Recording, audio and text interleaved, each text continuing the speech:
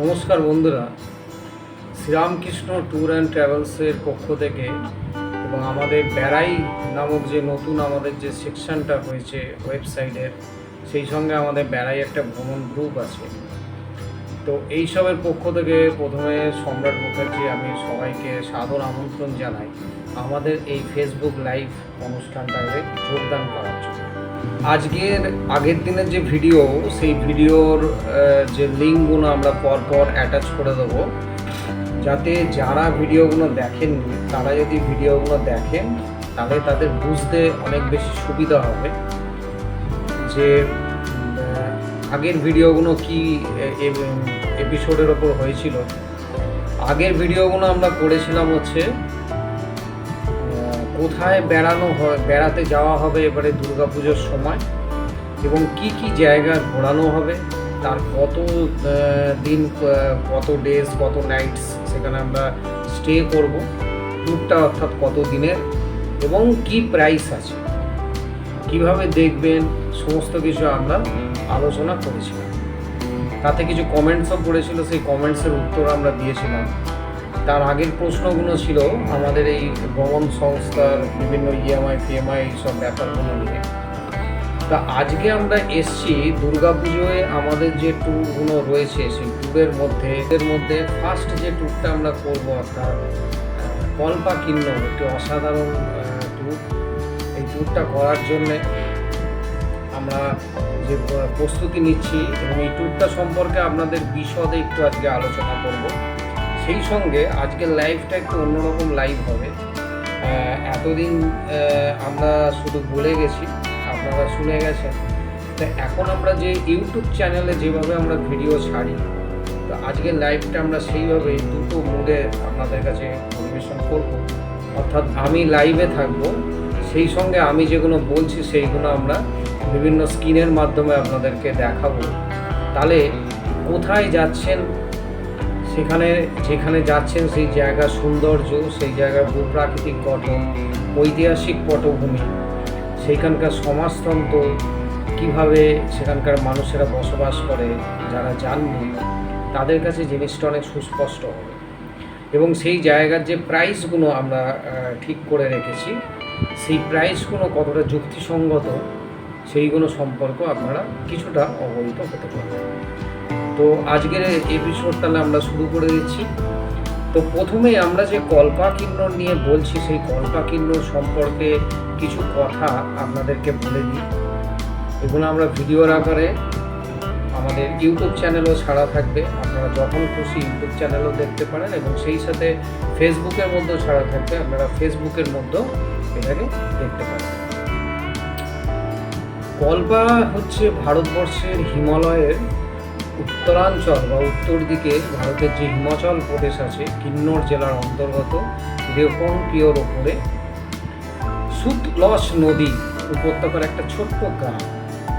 অসাধারণ সুন্দর scenic beauty, এবং এই অঞ্চলের যে কিনৌরি জনগণরা যে বসবাস করে, এবং এখানের আপেল বাগানের জন্য পরিচিত, কারণ এটা জেনারেলি অক্টোবর মাস থেকে প্রচুর পরিমাণ আপেল এইখানে হয়। আপেল এই অঞ্চলের জন্য একটা প্রধান অর্থকারীও ফসল আপনি বলতে পারেন। অর্থাৎ এইখানের এই আপেল যে কিভাবে এটাকে তৈরি করা হচ্ছে, প্রসেসিং, গাছ থেকে তুলে এনে কিভাবে সেটাকে প্রসেসিং করে মার্কেটে ছাড়া হচ্ছে, সেইগুলো আমরা কিছুটা ভিডিওর আকারে আপনাদের দেখানোর চেষ্টা করব। তবে ভুলেও কিন্তু কেউ আপেল বাগান থেকে বা কোনো রাস্তার ধারে যেতে যেতে পাচ্ছেন সেখান থেকে তুলে নেবেন না, সেটা কিন্তু একটা দণ্ডনীয় অপরাধ। আপেল আপনারা যে কল্পার যে বাজার আছে, কিন্নর বাজার আছে রেপনপিওর, সেখান থেকেও আপনারা কিনে খাবেন। স্থানীয় কিন্নরীরা হিন্দু এবং বৌদ্ধ ধর্মের সমন্বয় এরা একটা জাতি, এবং এটা অনুসরণ করে, এবং কল্পের অনেক মন্দির হিন্দু এবং বৌদ্ধ উভয় দেবদেবীকে উৎসর্গিত করে সৃষ্টি। কল্পার একটা যেটা দেখার জিনিস, এখানে সাক্ষরতার হার প্রায় হচ্ছে 83.75%। অর্থাৎ এখানকার মানুষেরা কিন্তু শিক্ষিত, কত কর্মঠ, কত উঁচু একটা পাহাড়ের জায়গাতে থাকে, তা সত্ত্বেও কিন্তু এখানকার মানুষরা কিন্তু শিক্ষিত। ভারতের প্রথম ভোটার শ্যাম শরণ নেগিও কল্পারই এছাড়া আমরা যে কল্পা-কিন্নরে যাচ্ছি সেই কল্পা-কিন্নরের কিছু জায়গাগুলো সম্পর্কে একটু বলে দিই। কল্পা-কিন্নরের গড় উচ্চতা সমুদ্রপৃষ্ঠ থেকে প্রায় ২৯৬০ মিটার, অর্থাৎ ৯৭১১ ফুটের কাছাকাছি, এবং সিমলা থেকে ২৬৫ কিলোমিটার আর দূরে কিন্নর জেলার মধ্যে এটা অবস্থিত। এটা জেনারেলি এইখানে কল্পা-কিন্নর ঘোরা সবথেকে আদর্শ সময় হচ্ছে অক্টোবর মাস থেকে আপনার অক্টোবর, নভেম্বর, ডিসেম্বর, এই হচ্ছে সবথেকে আদর্শ সময়। যারা বরফ ভালোবাসেন তাদের জন্য হচ্ছে জানুয়ারি, ফেব্রুয়ারি, মার্চ। কিন্তু এই সময় বরফটা এত অতিরিক্ত পরিমাণে এখানে পড়ে, যার ফলে এখানে কিন্তু তখন যাতায়াত করা বা ঘোরা একটা সমস্যা হয়ে যায়, প্রচুর বরফপাত হয়, স্নোফলস। এবং এখানে এটা যে তুষারাবৃত একটা কিন্নর কৈলাস পর্বতমালা, যেটা থেকে আমাদের নাম হয়েছে কিন্নর কৈলাস, সেই শিবলিঙ্গের চূড়াগুলো প্রায় ৬০০০ মিটার, সমুদ্রপৃষ্ঠ থেকে ৬০০০ মিটার, অর্থাৎ প্রায় আপনার ২০,০০০ ফুট পর্যন্ত বৃদ্ধি পায়। কল্পার আপেল বাগান, যেটা আমি আগেই বললাম, পাইন, বাদাম বন এবং রাজকীয় দেওরদের মধ্যে এগুলো অবস্থিত। এবং প্রাক ঔপনিবেশিক যুগে কল্পা চিনি গ্রাম হিসেবে পরিচিত ছিল। এটা ঔপনিবেশিক সময় তহসিল সদর দপ্তর ছিল এবং পরে এটা রেকংটিওতে স্থানান্তরিত করা হওয়ার কারণে, কারণ অতিরিক্ত ঠান্ডা এবং উচ্চতার কারণে এটা রেকংটিওতে স্থানান্তরিত করা হয়েছে। এটা কিন্নর জেলা সদর দপ্তরে পরে পরিণত হয়। বর্তমানে কল্পা প্রাচীন মন্দিরের ইতিহাসও একটা গ্রাম, অর্থাৎ এখানে প্রাচীন স্থাপত্য শিল্পের নিদর্শন দেখতে পাওয়া যায়। এবং এখানকার যে বাড়িঘরগুলো রয়েছে সেই বাড়িঘরগুলো বেশিরভাগই হচ্ছে কাঠের এবং পাথর দিয়ে তৈরি, অর্থাৎ অসাধারণ। অর্থাৎ আপনি অরুণাচল, ভুটান, এইখানে যে কনসেপ্টগুলো, এগুলো কল্পা-কিন্নরের মধ্যে আপনি দেখতে পাবেন। বেশিরভাগ খুব সুউচ্চ পর্বতমালা এবং সুতলাজ নদী গভীর গিরিখাতের মধ্যে দিয়ে প্রবাহিত হয়েছে এবং ঘূর্ণিঝড় পাহাড়ি রাস্তাটা চিলগোজা বন দ্বারা ঘেরা। অর্থাৎ এখানে আপনার যে পাহাড়ের হাইটগুলো অনেক উঁচু এবং পাহাড়গুলোকে কেটে কেটে যে রাস্তা তৈরি করা হয়েছে সেইখান দিয়ে যাওয়া হয়, অর্থাৎ সেটা খুবই যতটাই ভয়ঙ্কর ততটাই সুন্দর। অর্থাৎ ওপর থেকে পাহাড়ের গা বেয়ে পাহাড়ের শিলাগুলো কেটে রাস্তা তৈরি করা হয়েছে এবং আপনার ডান দিকে হচ্ছে গভীর খাত, যখন আবার ডান দিক দিয়ে যাচ্ছে তখন বাঁ দিকে খাত এবং বিশাল বিশাল পাহাড়। ওপর থেকে পাথরও অনেক সময় পড়ে, বিশেষ করে এগুলো বর্ষাকালের দিকে হয়, সেই সময় রাস্তা জ্যাম বন্ধ থাকে। এবং কল্পার এই গ্রামগুলো বেশিরভাগ কিন্তু রাস্তাগুলো ঠিক প্রচণ্ড এঁকে বেঁকে খুব সুন্দর। এই নিদ্রাহীন গ্রামটার নির্মলতা সাম্প্রতিককাল পর্যন্ত বিদেশিরা প্রায়শই পরিদর্শন করে। বিদেশিদের কাছে কল্পা-কিন্নর একটা খুব বিউটিফুল জায়গা এবং প্রচুর বিদেশিরা যায় এইসব জায়গাতে সৌন্দর্যের জন্যে। এবং এখন অপেক্ষাকৃত আমরাও এখন প্রচুর পরিমাণে ট্রিপ করছি, কারণ কল্পা-কিন্নরে কিছু অসুবিধাও আছে। প্রথম কথা, এখানকার মানুষেরা যেহেতু অত উঁচুতে থাকে এবং তাদের যে জীবনযাত্রা শৈল, তারা ওখানকার মেন খাওয়া দাওয়ার মধ্যে হচ্ছে ম্যাগি, নুডলস, এই সমস্ত জিনিসগুলো ওরা বেশি পরিমাণে খায়। বাঙালি খাবার প্রায় পাওয়া যায় না। বর্তমানে এখন কল্পা-কিন্নরে বেশ কিছু বাঙালি হোটেল হয়েছে, তো সেইগুলোতে আপনি বাঙালি খাবার পাবেন, এছাড়া বাঙালি খাবার খুব একটা পাওয়া যায় না। এগুলো আমরা যখন যাই আমরা কিচেন নিয়ে যাওয়ার চেষ্টা করি, একটু বেশি পরিমাণ কাস্টমার ওই জন্যই হলে সেটা ভালো। কিচেন নিয়ে গেলে আমরা বাঙালি খাবার পরিবেশন করতে পারি। তো এই হলো মোটামুটি একটা কল্পার ভৌগোলিক ইতিহাস। এইবার একটু আলোচনা করে দিচ্ছি কি কি দেখব, ঠিক আছে? এইবার আমরা বলি যে কল্পা-কিন্নর ট্যুরটা কত দিনের। এটা 12 দিন 11 রাত্রির ট্যুর। কি কি দেখাবো? সিমলায় 1 নাইট, সারংয়ে আমরা থাকবো হচ্ছে 1 নাইট, চাংলায় 2 নাইট, কল্পায় 2 নাইট এবং ভদ্রেশে থাকবো 1 নাইট। ফার্স্ট দিন আমরা কালকা মেল দিয়ে স্টার্ট করব, হাওড়া থেকে, অথবা সুটেবল যদি কোনো ট্রেন পাই স্টার্ট করে পরের দিন সারাদিন ট্রেন, এবং থার্ড দিনে আমরা চণ্ডীগড়ে পৌঁছবো পৌঁছে সেখান থেকে আমরা সিমলা যাব কার অথবা বাসে। যদি অল্প ভ্রমণ বন্ধু থাকে তাহলে কারে যাওয়া হবে, তা না হলে আমাদের যে ট্রাভেলারগুলো আছে সেই ট্রাভেলারে আমরা যাব। এবং সিমলায় পৌঁছে আমরা হোটেলে আপনাদেরকে তুলে দেবো, সেদিনকে আমরা সিমলাতেই নাইট স্টে। এই জার্নিটা সমগ্র একটা চণ্ডীগড় থেকে সিমলা, এটা যেতে সময় লাগে প্রায় 113 কিলোমিটারের কাছাকাছি, অর্থাৎ 3.5 ঘন্টার কাছাকাছি আমাদের সময় লাগে। চতুর্থ দিনে আমরা ব্রেকফাস্ট করিয়ে স্টার্ট করবো হচ্ছে সাহারা। প্রায় 2100 মিটার হাইটে এটা অবস্থিত। 4 ঘন্টা 49 মিনিট মতো লাগে 163 কিলোমিটার পথ অতিক্রম করতে। তা আমরা সিমলা থেকে সাহারান যাব এবং সেখানে ভিজিট করব, হোটেলে আপনাদের চেক ইন করাবো, করিয়ে তারপরে লাঞ্চ করিয়ে আমরা ভিজিট করব ভীমাকালী যে টেম্পল আছে, মন্দির আছে, সেটা আমরা বিকেলের দিকে আপনাদের ঘুরিয়ে দেখাবো এবং তারপরে নাইট স্টে করবো সাহারা। পঞ্চম দিনে আমরা ব্রেকফাস্ট করে স্টার্ট করব সাংলা অর্থাৎ সাহারান থেকে সাংলার ডিস্টেন্স হচ্ছে প্রায় 84 কিলোমিটারের কাছাকাছি, 2 ঘন্টা 55 মিনিট, প্রায় 3 ঘন্টার মতো সময় লাগবে। সাংলার হাইট হচ্ছে 8530 ফুটের কাছাকাছি। অর্থাৎ প্রথম দিনে আমরা যাচ্ছি হচ্ছে প্রায় 2100 মিটার, তারপরে আমরা যাচ্ছি 8530 ফুটের কাছাকাছি এবং সাংলার হোটেলে আমরা ট্রান্সফার করিয়ে আমরা সেদিনকে সাংলাতেই নাইট স্টে। ষষ্ঠ দিনে আমরা সাংলা থেকে যাব চিটকুলের হাইট হচ্ছে 3450 মিটার এবং এটার জার্নিটা কমই আছে। সাংলা থেকে চিটকুলের দূরত্ব হচ্ছে 24 কিলোমিটারের কাছাকাছি, 1 ঘন্টা 6 মিনিটের মতো সময় লাগে এবং সেইটা সারাদিন সেইদিন রেস্ট সাংলাতে। সিনিক বিউটি অসাধারণ, যে হোটেলগুলো আমরা নিই মোটামুটি ভিউ হোটেল, সবাই দেখতে পাবেন। সবাই একদম ভিউ রুম পাবেন না, আমরা দুটো ভাগ করে দিয়েছি এবারে। একটা করে দিয়েছি ভিউ রুম হলে, অর্থাৎ ডিলাক্স রুম যেগুলো আছে, ডিলাক্স ভিউ রুম, তার প্রাইস আলাদা এবং নর্মাল স্ট্যান্ডার্ড যে রুমগুলো আছে তার প্রাইস আলাদা। আমরা প্রতিবার এই ভিউ রুম করে ভ্রমণ বন্ধুদের মধ্যে যে একটা ঝামেলার সৃষ্টি হয়, ওনাকে দিলেন আমাকে দিলেন না। আরে ভাই, একটা হোটেলের মধ্যে আপনার রুম আছে মনে করুন ভিউ রুম আছে 5টা, আর বাকি যে রুমগুলো আছে সব হচ্ছে নর্মাল।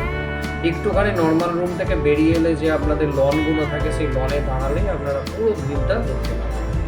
এখন সবাই যদি বলে ভিউ রুম, তাহলে কী করে দেওয়া হবে? দেখে তো সবাই উল্টে যায়, ঢুকে সব একদম কাঁথা চাপা দিয়ে সব ঘুমিয়ে শুয়ে পড়ে, বয়স্ক মানুষ বেশিরভাগই, ইয়ং ছেলে মেয়েদেরও দেখেছি। তো সেই কারণে কিন্তু ভিউ রুম সারাদিন ভিউ যখন দেখার টাইম তখন সবাই ঘুমোতে যায়, আর হোটেলে ঢুকে তারা ভিউ খুঁজে বেড়ায় যখন অন্ধকার হয়ে যায়। তো সেই জন্যই বলছি, এবারে আমরা দুটো প্রাইস করে দিয়েছি এই ঝামেলার জন্য, যে ভিউ ডিলাক্স রুম হলে তার প্রাইস আলাদা আর স্ট্যান্ডার্ড রুম হলে তার প্রাইস আলাদা। এইটা গেল ষষ্ঠ দিন। সপ্তম দিনে আমরা ব্রেকফাস্ট করে সাংলা থেকে যাব কল্পা। এটা 2960 মিটার হাইট, 2 ঘন্টা 26 মিনিট সময় লাগবে, 61.4 কিলোমিটার রাস্তা অতিক্রম করতে। অন দ্য ওয়ে আমরা ভিজিট করবো হচ্ছে রেকংপিও, অসাধারণ একটা গ্রাম, এবং কল্পায় সেখান থেকে আবার কল্পায় এসে ট্রান্সফার হবো হোটেলে এবং সেখানে কল্পাতেই আমরা সারাদিন থাকবো। ওইখানে আপনারা ঘুরে সব কিছু দেখবেন, পায়ে হেঁটে গ্রামটাকে দেখবেন। অষ্টম দিনে ব্রেকফাস্ট করে কল্পা ভিলেজটা পুরো পায়ে হেঁটে দেখবেন, অসাধারণ। সেখানকার গ্রামের মানুষের যে সামাজিক, তাদের যে জীবনযাত্রার বৈচিত্র্য, তারা কিভাবে জীবন কাটায়, তার যে চারদিকে সিনিক বিউটি, শ্বেতশুভ্র পাহাড় পর্বত, অসাধারণ লাগে। একটা শিবলিঙ্গ আছে যেটা নিচ থেকে দেখতে পাবেন পাহাড়ের ওপর, অসাধারণ লাগে। তো সেই সিনিক বিউটিটা পুরো ঘুরে দেখুন এবং যত খুশি ছবি তুলুন, ভিডিও তুলুন। এবং নবম দিনে আমরা সেখান থেকে কল্পা থেকে চলে যাব ভদ্রেশ, 4 ঘন্টা 33 মিনিট, 146 কিলোমিটার এবং ভদ্রেশে পৌঁছে সেদিনকে নাইট স্টে। দশম দিনকে আমরা ব্রেকফাস্ট করে স্টার্ট করব চণ্ডীগড়ের উদ্দেশ্যে। 6 ঘন্টা 56 মিনিট যেতে সময় লাগবে, 245 কিলোমিটারের কাছাকাছি, 244.3 কিলোমিটার রাস্তা অতিক্রম করতে হবে।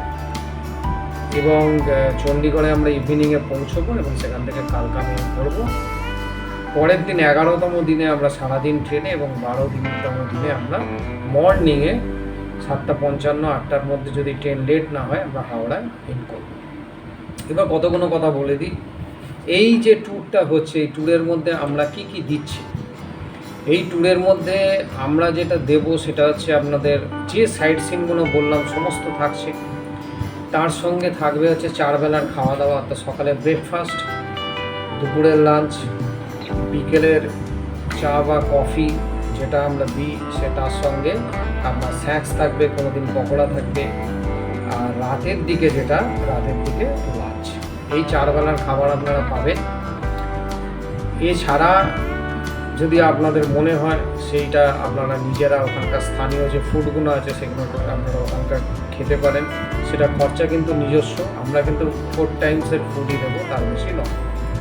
তার সঙ্গে আমরা মিনারেল ওয়াটার, হ্যাঁ, সেটা 700 বা 1 লিটারের জল আমরা প্রতিদিন প্রতিটা ভ্রমণ বন্ধুদেরই সকালে একটা করে দিয়ে দিই। যদি লাগে বিকেলবেলা একটা করে দেবো, চাইবে দিয়ে দেওয়া হবে পুরো মিনারেল ওয়াটার। এছাড়া যে হোটেলগুলো থাকবো সেখানে অ্যাকোয়াগার্ডের ব্যবস্থা থাকে। এখানে প্রতিটা হোটেলই খুব ভালো এবং যথেষ্ট দামি হোটেল, কিন্তু এখানে যেহেতু ইলেকট্রিসিটি অতটা উন্নত নয়, বেশিরভাগ আপনার কারেন্ট যায় আসে সেখানকার সরকারি, আমাদের যেমন ওয়েস্ট বেঙ্গল ইলেকট্রিসিটি সেই রকমের মতো। সেক্ষেত্রে কোনো ক্ষেত্রে জেনারেটরের ব্যবস্থা থাকে, কোনো ক্ষেত্রে থাকে না। তাই হোটেলের মধ্যে গিয়ে আমার খবরটা না শুনলে হবে না, টিভিটা চলছে না কেন, এই জিনিসগুলো করবেন না। টিভি বেড়াতে গিয়ে টিভি না দেখে নিজেদের মধ্যে গল্প করুন, ঘুরে বেড়ান, আনন্দ করুন। আমরা আমাদের ঘরে অনেক ভ্রমণ বন্ধুরা আসে, কারণ আমাদের সঙ্গে অনেক এরম কাস্টমাররা যায় যারা বহু বছর আমাদের সঙ্গে যাচ্ছেন, সেরকম অনেক ভ্রমণ বন্ধুরা আসে। একসাথে বসে গানের লড়াই, যারা হালকা ড্রিঙ্ক করতে ভালোবাসেন তারা হোটেলে ঢুকে নিজেদের মতো করে ড্রিঙ্কস করতে পারেন। তো নিজের মতো করে এনজয় করুন। টিভি তো আপনারা তো বাড়িতে 365 দিনে দেখছেন টিভি থাকে, তবে ওই অতগুলো ঘরে এখন টিভি ঠিক করতে গেলে ওরা রেখে দেয়, অর্ধেক চ্যানেল থাকে না, আবার সেখানে রিচার্জ মারে, ওই করতে আপনার রাত্রিটা শেষ হয়ে যাবে। যেখানে যাচ্ছেন সেখানকার মানুষদের সঙ্গে পরিচিত হওয়া, সেখানে সবাই মিলে একসাথে বসে আনন্দ করা, এইগুলোই বেটার। এছাড়া তো আপনাদের যা কিছু আমরা রুম দেবো, ফ্যামিলি ওয়াইজ রুম দেবো, অর্থাৎ যে পরিবারে 3 জন আছেন 3 জনের রুম, 4 জন থাকলে 4 জনের রুম, 2 জন থাকলে 2 জনের রুম, এইরকম ফ্যামিলি ওয়াইজ আমরা রুম দিই। কারোর সঙ্গে কাউকে অ্যাডজাস্ট করাই না।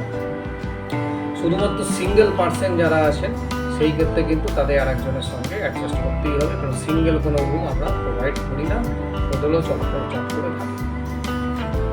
মোটামুটি যদি 8-10 জনের মতো ভ্রমণ বন্ধু থাকে, সেক্ষেত্রে আমরা যেখানে যাব সেখানে অ্যারেঞ্জমেন্ট করবো খাওয়া দাওয়া। আর যদি তার বেশি কাস্টমার হয়, 15-20 জন 25 জন 30 জন হয়, তাহলে কিন্তু সেখানে কিচেনের ব্যবস্থা থাকবে।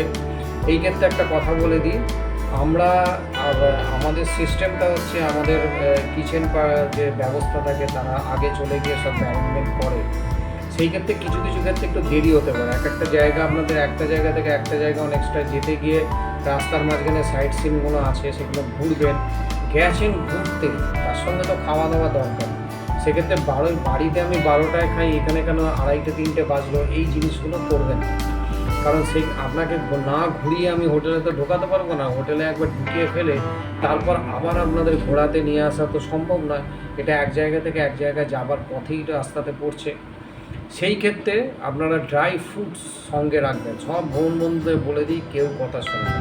অনেকেই বলে নিয়ে এসছি কিন্তু ভেতরে আছে, কী করে বার করবো, এইগুলো করে নিজেদের পেটে জ্বালা ধরছে, মেজাজ হারিয়ে ফেলছেন, আমাদের সঙ্গে বাজে ব্যবহার করে ফেলছেন। এই জিনিসগুলো করবেন না। দরকার ড্রাই ফ্রুটস, কাজু, বাদাম, পেস্তা, কিশমিশ, এই ধরনের কিছু জিনিস, বিস্কুটস, কেক, হ্যাঁ, এই ধরনের কিছু ফ্রুটস, যাওয়ার সময় দেখবেন রাস্তার ধারে অনেক লোকাল ফ্রুটস পাবেন, সেইগুলো কিনে নিয়ে মুখ চালাতে থাকুন, একটু চানাচুর রেখে দিন। এবার খাবার টাইমে খাবার ঠিকই পেয়ে যাবেন। অনেকে আবার বলে এই 2:30টার সময় খেয়ে আমার তো রাতের খাবারটা মিস হয়ে গেল, বয়স হয়েছে, রাতে খেতে পারবো না। এইগুলো একটু দাদা অ্যাডজাস্ট করতে হবে, কিছু করার নেই। কারণ আমরা যদি অল্প লোক হয় সেক্ষেত্রে ওখানে অ্যারেঞ্জ করি, বেশি লোক হলে কিচেন নিতেই হবে। কারণ এই সব জায়গাতে সব জায়গায় আপনি ভ্যারাইটি খাবারটা পাবেন। সবসময় বাঙালি খাবার সম্ভব হয়ে ওঠে না, অনেক সময় খুব থাকে না, এরকম অনেক রকম সমস্যার সম্মুখীন হয়। একটু অ্যাডজাস্ট না করলে কিন্তু আপনারা দিতে পারবেন। এটা আপনি যে ট্রাভেল সংস্থার সাথে যান বা নিজেরা যান একই সমস্যার সম্মুখীন হবে। এইগুলো একটু অ্যাডজাস্ট করতে হবে। আর সেই সঙ্গে প্রত্যেকে নিজস্ব ওষুধ, মেডিসিন, এসেন্সিয়াল যে মেডিসিনগুলো আছে সেই মেডিসিনগুলো কিন্তু নিজেদের সঙ্গে রাখবেন। অনেকেই বলে দেওয়া সত্ত্বেও নিয়ে যান। ওই প্রেশার সুগারের ওষুধগুলো নিয়ে গেলেন, এবার কার নাকে ব্যথা হচ্ছে, কার পেটে ব্যথা হচ্ছে, কার জ্বর আসছে, ট্যাবলেট খুঁজে পাওয়া যাচ্ছে না, কোন ভেতরে ঢুকিয়ে রেখেছি। আমাদেরকে এসে বলা, আমি থাকলে দিয়ে দিই, আমি নিয়ে যাই ওষুধ, আমার কাছে ফার্স্ট এড বক্স থাকে, কিন্তু সবসময় তো হয় না। আর সবাইকে বলছি, বয়স্ক লোক যারা যাবেন তারা কিন্তু ডাক্তারের কাছ থেকে পরামর্শ নিয়ে তাদের সার্টিফিকেট নিয়ে তারপর যাবেন, কারণ অনেকটাই হাইট আছে, সেখানে গিয়ে কিন্তু আপনি ডাক্তার যাবেন না। কোনো বড় ধরনের সমস্যা হলে কিন্তু আমরাও কিছু করতে পারবো না। ওখান থেকে আপনাকে নিচে নিয়ে আসা খুবই সময় সাপেক্ষের ব্যাপার। সেই ক্ষেত্রে যাদের হার্টের সমস্যা আছে তারা হার্টের ওষুধ থেকে শুরু করে পেটের রোগের ওষুধ, জ্বর, সর্দি কাশি, এই সমস্ত ওষুধগুলো সঙ্গে রাখবেন। ডাইজেস্ট অর্থাৎ গ্যাস অম্বলের জন্য ফ্যামোসিড থেকে শুরু করে অনেক রকম ওষুধ আছে, সেইগুলো সঙ্গে রাখবেন। ঘা হলে, অনেকের নাকের মধ্যে ঠান্ডায় ঘা হয়, রক্ত পড়ে, সেই সবের মেডিসিন আছে। হাই অল্টিটিউডের জন্য শ্বাস নিতে অসুবিধা হয়, তো সেই ধরনের যদি সমস্যার সম্মুখীন হন তাহলে সেখানে বিভিন্ন হোমিওপ্যাথিক আছে, পোকাঠাট্টি আছে, কর্পূর অনেকে নেয়। তারপরে আমাদের একটা অ্যালোপ্যাথিক ওষুধ আছে ডায়মক্স, সেই ডায়মক্স রাখতে পারেন। এগুলো ডাক্তারের যে যার পরামর্শ নিয়ে কিনবেন। আমাদের কাছে মেডিসিন থাকে, কিন্তু সবার কার কী রোগ আছে না আছে অত কিছু তো আমাদের পক্ষে জানা সম্ভব নয়, কারণ আমি তো ডাক্তার নয়। এবার আমি মেডিসিনটা দিয়ে দিলাম, সুস্থ হয়ে গেলে ঠিক আছে, যদি কোনো গণ্ডগোল হয় তখন তো চাঁদা তুলে আমাকেই পেটাবে। ওই জন্য কার কী ওষুধ খাওয়ার দরকার, কার শরীরে কোনটা প্রয়োজন, সেগুলো আপনাদের ডাক্তারের কাছ থেকে পরামর্শ নিয়ে সামনে নিজেদের হ্যান্ড ব্যাগে রেখে দেবেন। আর এছাড়া যে ঠান্ডার পোশাক, সেগুলোও তাই, যেগুলো পেছনের দিকে আমরা তুলে দিই আর বার করা অসুবিধা হয়ে যায়, তাই যে নিজস্ব একটা হ্যান্ড ব্যাগের মধ্যে সেইগুলো রেখে দেবেন। এইগুলো হচ্ছে মেনটেন করবেন। এবার আমরা একটু রেটগুলো বলে দিই। আমরা এইগুলোর জন্যে একটা স্ট্যান্ডার্ড রুম দিয়ে আমরা বাজেট তৈরি করেছি 21,900 হাওড়া টু হাওড়া। আর যেগুলো ডিলাক্স রুম অর্থাৎ ভিউ রুম, সেইগুলো হচ্ছে 25,900 টাকা করে। এইবার হচ্ছে এর সঙ্গে যেটা ইনক্লুড নয় সেটা হচ্ছে ট্রেনের খাবার এবং ট্রেনের টিকিট, এই দুটো কিন্তু এর সঙ্গে ইনক্লুড নয়। তো এই দুটো কিন্তু আপনাদের নিজেদের ব্যবস্থা করতে হবে। যেগুলো দূরান্তের ট্রেন, সেগুলো ট্রেনের মধ্যে আপনার IRCTC অনেক সময় ক্যান্টিন থাকে না, কিন্তু আমরা থাকবো, আমরা আপনাদের ব্যবস্থা করে দেবো, টাকাটা আপনাদের নিজস্ব দিতে হবে। সেখানকার খাবার IRCTC ক্যান্টিন থাকলে মোটামুটি কোয়ালিটি হয়, কিন্তু যদি তারা বাইরে থেকে নিয়ে আসে খাবার অনেক সময় ভালো হয়, অনেক সময় কোয়ালিটি হয় না। এইসব ঝামেলার জন্য আমরা খাবারের দায়িত্বটা ট্রেনে নিই। তো এছাড়া বাকি সমস্ত কিছু আমাদের দায়িত্ব, শুধু যে যার পার্কিং চার্জ সব আমরাই দেবো। শুধু আপনাদের যেটা আছে নিজস্ব যে অ্যাক্টিভিটিসগুলো আছে, তারপরে হচ্ছে আপনার এন্ট্রি ফি যেগুলো আছে, কারণ এন্ট্রি ফি সবাই সব জায়গায় যায় না, সেইগুলো হচ্ছে নিজস্ব খরচা, যেটা সব ট্রাভেলের ক্ষেত্রে এটা নিয়ম আছে। তো এই হচ্ছে আমাদের কল্পাকিন্নরের ট্যুর। আমরা অক্টোবর মাসের 9 তারিখে বেরোচ্ছি এবং 3 তারিখে ফিরছি হাওড়া টু হাওড়া, 12 দিন 11 রাত্রিরে। আর অবশ্যই ট্যুর ডেসক্রিপশানের সাথে সাথে রুল অ্যান্ড রেগুলেশনটা ভালো করে পড়ে নেবেন, এবং যারা যেতে আগ্রহী তারা অবশ্যই 4 মাসের মধ্যে, মানে এই মাসটা শেষের দিক থেকেই আপনারা আমাদের ট্রেনের টিকিট কাটা শুরু হয়ে যাবে, কারণ একটাই ট্রেন, সেই ক্ষেত্রে ট্রেনের টিকিট থাকে না। তাই যারা যেতে আগ্রহী 4 মাস আগে টিকিটটা কাটুন, তারপরে অ্যাডভান্স 30% কিছুদিন বাদে আমি বলে দেবো তখন। আজকের এই আমাদের লাইভ প্রোগ্রাম এখানেই শেষ করছি। এই কল্পাকিন্নর সম্পর্কে যদি কারোর কোনো প্রশ্ন থাকে, বক্তব্য থাকে, অবশ্যই জানাবেন,